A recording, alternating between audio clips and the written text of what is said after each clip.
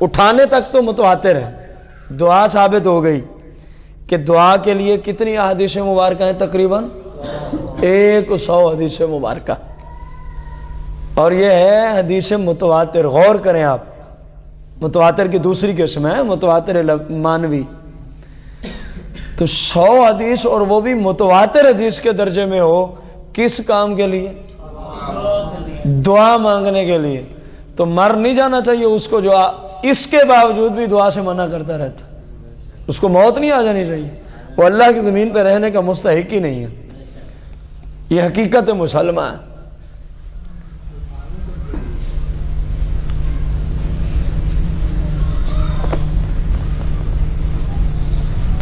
بات سمجھ آئی؟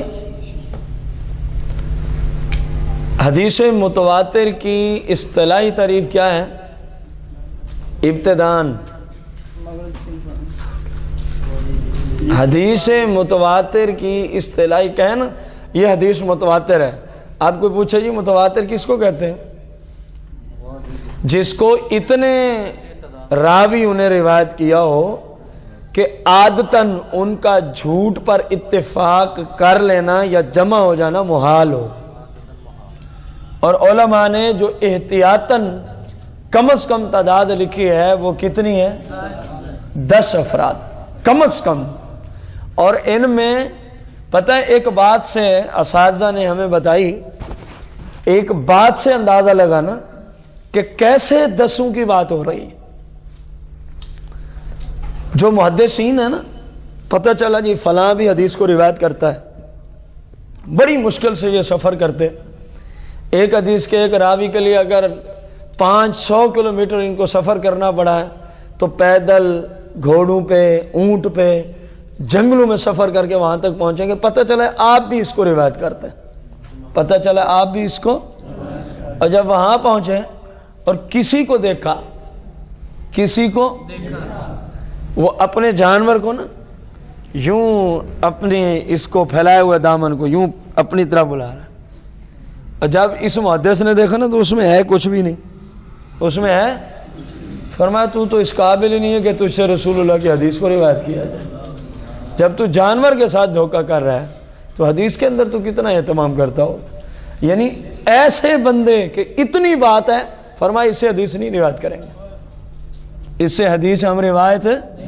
کتنی احتیاط کی ہے ان علماء نے جنہوں نے احادیث کو روایت کیا، مدون کیا، اور حدیث مبارکہ کی پہچان کے لیے اس فن کو لکھا کہ کون سا راوی کیسا ہے، کون سے راوی کی حالات کیا ہیں، اس کا زندگی کا طرز عمل کیا ہے.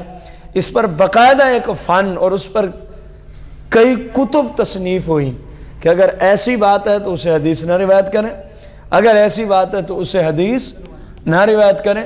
اتنے سارے حدیث روایت کرنے والے ہیں، ان میں ایک ایسا آ گیا جس کے بارے میں اسماء الرجال کی کتب میں لکھا کہ یہ بندہ کبھی نہ کبھی جھوٹ بولتا ہے، کبھی نہ کبھی.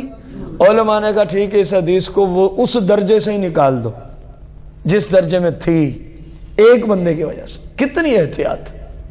اور پھر بھی لوگ بدماشیاں کریں، نہیں جی حدیث حجت نہیں ہے.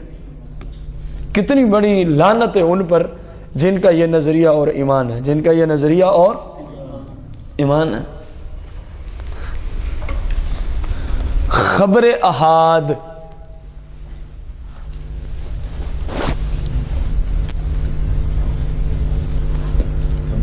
احاد، الف مد ح الف اور دال، یہ واحد کی جمع ہے. کہتے نہیں خبر واحد میں یوں آیا ہے، کئی دفعہ آپ نے سنا ہے علماء سے.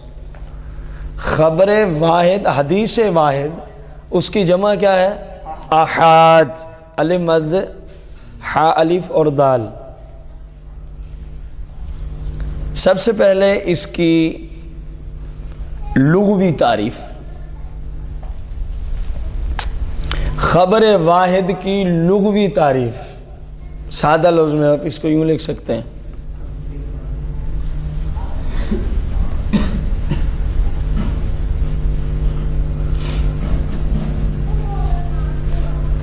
احاد کا جو لفظ ہے نا، یہ احد اور واحد کی جمع ہے.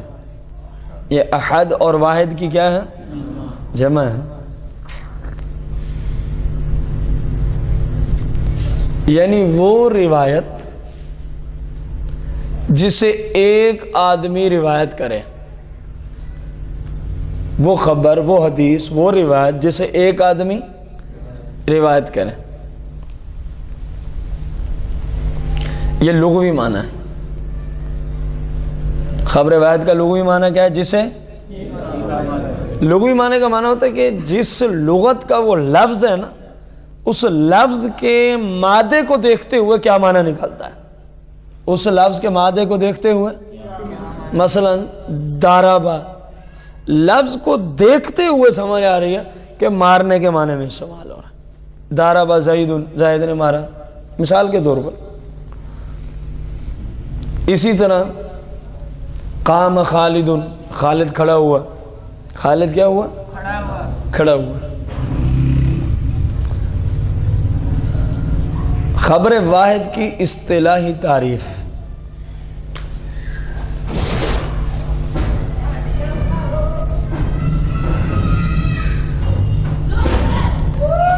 وہ خبر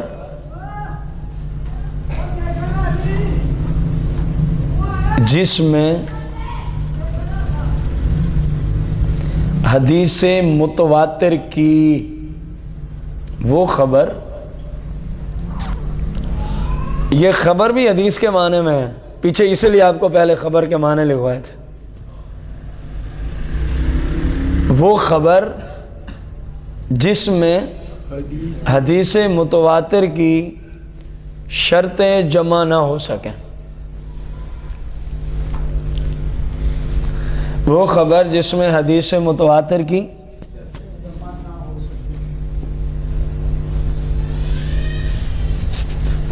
متواتر حدیث کی شرطیں کیا ہیں، تعریف سے نکال لیں گے یا الگ الگ کر کے لکھوا دیجئے؟ ہیں اسی تعریف میں، کہیں تو میں نمبر وار 4 شرطیں اسی تعریف سے نکلتی ہیں، میں آپ کو الگ الگ لکھوا دوں، لکھیں پھر، لیکن اس کا تعلق خبر متواتر کے ساتھ ہوگا، یہ ذہن میں رکھنا۔ خبر متواتر کی تعریف سے، خبر متواتر کی تعریف سے یہ بات واضح ہوتی ہے، خبر متواتر کی تعریف سے یہ بات کہ کسی بھی حدیث میں، کسی بھی حدیث میں، کسی بھی تواتر کے لیے، یہ متواتر اور تواتر ایک ہی بات ہے، تواتر 4 شرطیں ضروری ہیں۔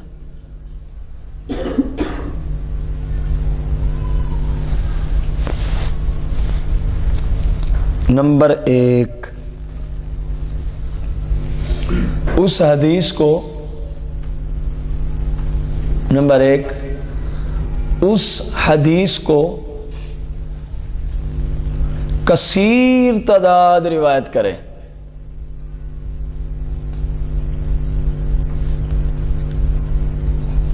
اس حدیث کو، اور اس کثرت کی، اور اس کثرت کی کم سے کم تعداد میں اختلاف ہے۔ راجح قول یہ ہے، اور اس کثرت کی کم سے کم تعداد میں کیا ہے؟ اختلاف ہے۔ راجح قول یہ ہے کہ کم از کم 10 افراد اس کو روایت کریں۔ جب آپ غور کریں گے نا تو یہ چیز اسی تعریف میں آ گئی ہوگی، لیکن علیحدہ لکھوانے سے پھر ہر بندہ پہنچ جاتا ہے، وہاں سے نکالنا ممکن ہے کسی کو تھوڑی مشکل بنتی۔ نمبر 2، یہ راویوں کی کثرت، یہ راویوں کی سند کے تمام طبقات میں موجود ہو، یہ راویوں کی کثرت سند کے تمام طبقات میں موجود ہو. یہ نہ ہو کہ پہلے تو 10 نے کیا, آگے جا کے 5 روایت کرنے والے آ جائیں. اس طرح نہ ہو. جہاں سے چلی جہاں تک روایت ہوئی, ہر سند کے طبقے میں کم از کم کتنے افراد ہونے چاہیے؟ اس سے زیادہ جتنے مرضی ہو جائیں, اس سے زیادہ جتنا. نمبر 3,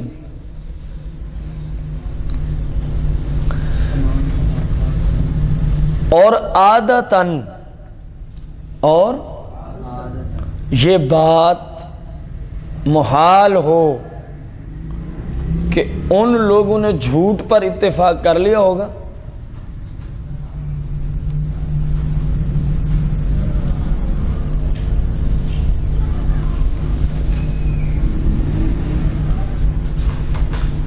اور عادتاً یہ بات کیا ہو کہ اتنے لوگوں نے جھوٹ پر اتفاق کر لیا. مثال کے طور پر آج کے زمانے میں تو شاید یہ مثال فائدہ مند نہ ہو شاید, لیکن اس زمانے میں فائدہ مند ہے.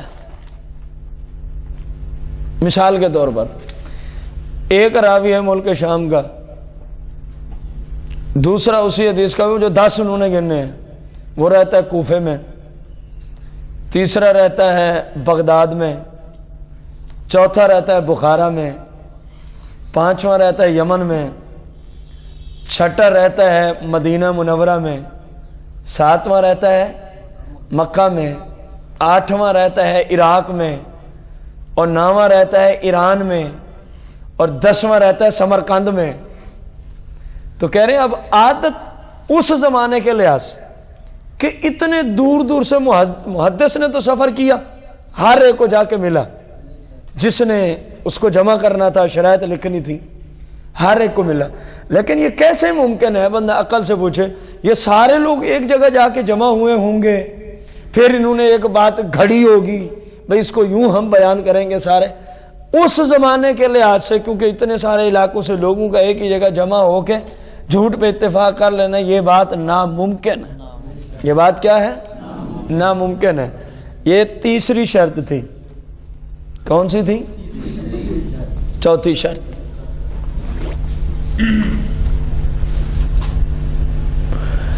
اور یہ حدیث, یہ خبر جس کو متواتر کہا جا رہا ہے, ظاہری حواس اور مشاہدے پر مبنی بھی ہو.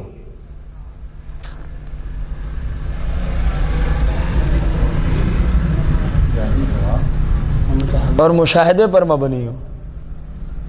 مثال کے طور پر وہ کہیں ہم نے خود سنا, ہم نے خود اپنے کانوں سے سنا ہے, ہم نے, یہ ظاہری حواس ہے نا, حواس خمسہ میں سے. یا کہیں ہم نے خود دیکھا, ہم نے خود, یا کہیں ہم نے ہاتھوں سے پکڑ کے دیکھا ہے, ہم نے اس چیز کو ہاتھوں سے پکڑ کے دیکھا ہے. عرضی گفتگو نہ ہو جس کا مشاہدہ نہ کیا گیا ہو, وہ متواتر میں کبھی ہو سکتی. خبر متواتر, حدیث متواتر کے لیے اس کی تعریف سے جو بات سامنے آئی, کتنی شرائط ہے؟ سب نے لکھنی ہے. اب جب آگے جائیں گے تو آپ کو بات سمجھ آ جائے گی کون سی بات پہ جو ابھی آپ کو لکھوائی ہے. کس حدیث کا معنی لکھوایا جس کی وجہ سے ہم پیچھے آئے؟ خبر واحد. لغوی معنی تو جس کو ایک روایت کرے, اور اصطلاحی معنی ہم نے کیا لکھا ہے؟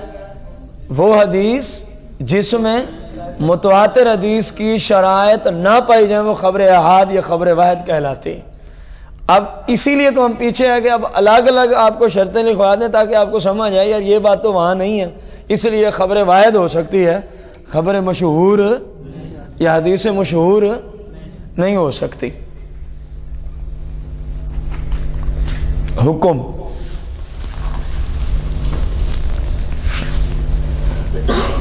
خبر واحد یا اخبار احاد جو بھی آپ نے لکھا اس کا حکم ایسی روایت علم نظری کا فائدہ دیتی ہے. نظری، نظر سے نظری، یعنی ایسا علم نظری کی آگے وہ کچھ تفصیل، یعنی ایسا علم جو فکر، نظر اور استدلال پر موقوف ہو،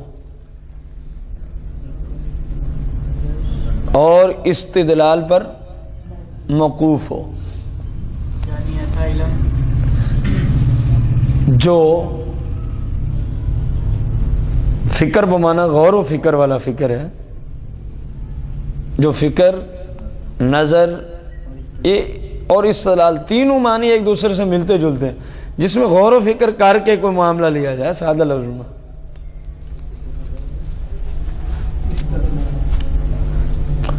یہاں تک سبق سمجھ آ گئے؟ انشاءاللہ الرحمن بشرط صحت و زندگی. کل ہم پڑھیں گے کہ خبر احاد اپنی سند کے اعتبار سے اس کی پھر کتنی قسمیں ہیں. خبر احاد کی اپنی سند کے اعتبار سے کتنی اقسام پر مبنی ہیں. تو انشاءاللہ الرحمن بشرط صحت و زندگی کل یہ سبق پڑھیں گے. اللہ کریم سے دعا ہے ہم نے جو علم حدیث کے متعلقہ ضروری اصطلاحات آج سیکھی، اللہ کریم عمل کر کے خصوصاً ان کو یاد کرنے کی توفیق عظیم عطا فرمائے. آمین بجاہ النبی الکریم علیہ الصلوۃ والتسلیم. بسم اللہ الرحمن الرحیم. اللہم صلی علی سیدنا و مولانا محمد مبارک وسلم. اللہم ربنا آتنا فی الدنیا حسنہ وفی الآخرۃ حسنہ وقنا عذاب النار. اللہم ربنا زدنا علما نافعا من القرآن والحدیث. اللہم ربنا زدنا علما نافعا من القرآن والحدیث. اللہم ربنا زدنا علما نافعا من القرآن والحدیث. وصلی اللہ تعالی علی خیر خلق محمد وعلی آلہ.